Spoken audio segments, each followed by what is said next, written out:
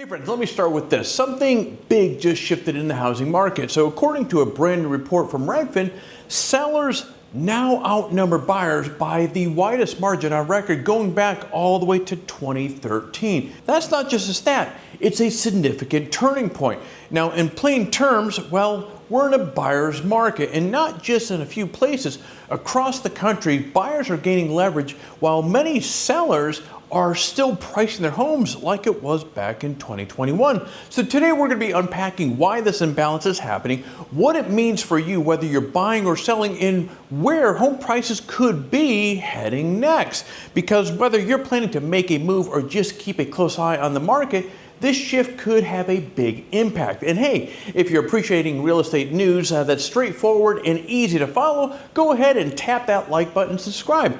All right, let's dive into it. Let's talk about the big shift, what's happening right here. Redfin reports that there are currently an estimated 1.9 million sellers in the market compared to just 1.45 million buyers. That's a whopping 33.7 more sellers than buyers. Now, to quote Redfin, at no other point in records dating back to 2013 have sellers outnumbered buyers this much.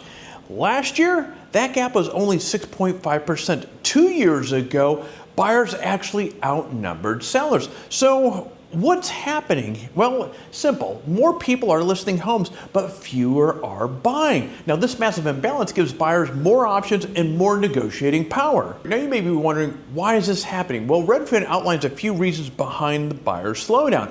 First, the affordability. Home prices are still high, up 1.6% year over year to $431,931 now, and mortgage rates are hovering around 6.73%.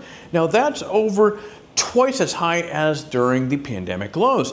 Second, economic anxiety. With layoffs, federal policy shifts, and rise in tariffs, many potential buyers simply are nervous about major financial moves. And then third, the lock-in effect is fading. So during the pandemic, many homeowners locked in 2 to 3% mortgage rates, but now life changes like job relocations or divorces are forcing them to sell despite the higher current rates.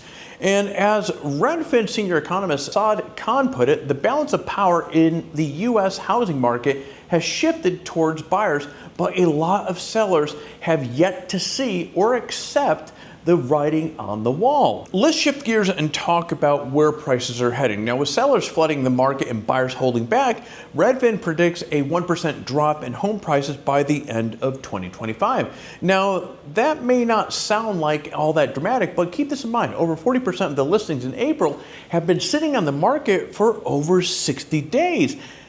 That's the highest percentage for any April since 2020. And homes that linger on the market, well, they tend to drop prices more often and offer bigger concessions.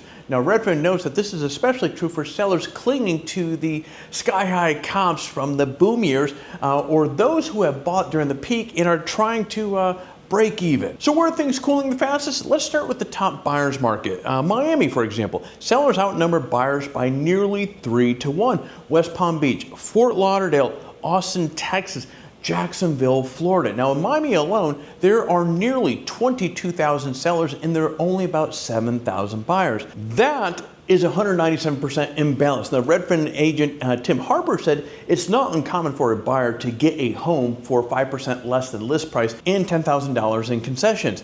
Now, on the flip side, the strongest seller markets, well, you're talking about Newark, New Jersey, where buyers outnumber sellers 2 to 1. Now, other seller-friendly markets include Nassau County in New York, Montgomery County in Pennsylvania, and Cleveland.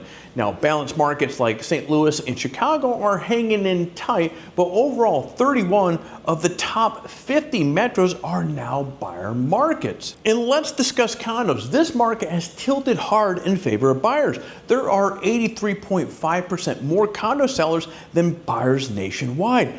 Why is that? Well, skyrocketing HOA fees, rising insurance premiums, and special assessments are pushing owners to list. And this is especially true for Florida, where inventory has exploded post-pandemic.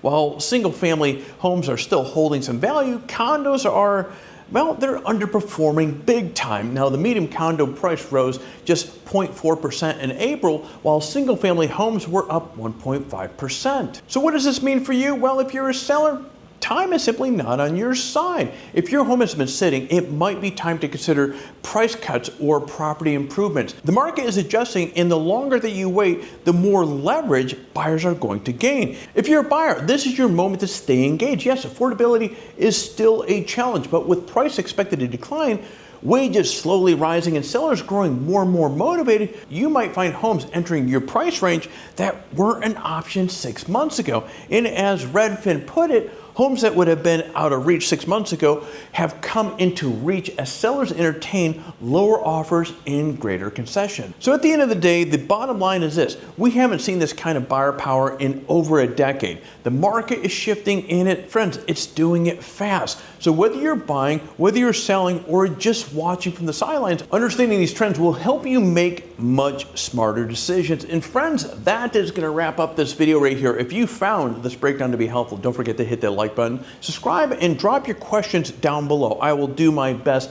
to answer each and every one of them. And by the way, if you're looking to buy or sell here in California, I'm a local real estate agent right here in Orange County. I'd be honored to help you out navigate this crazy market.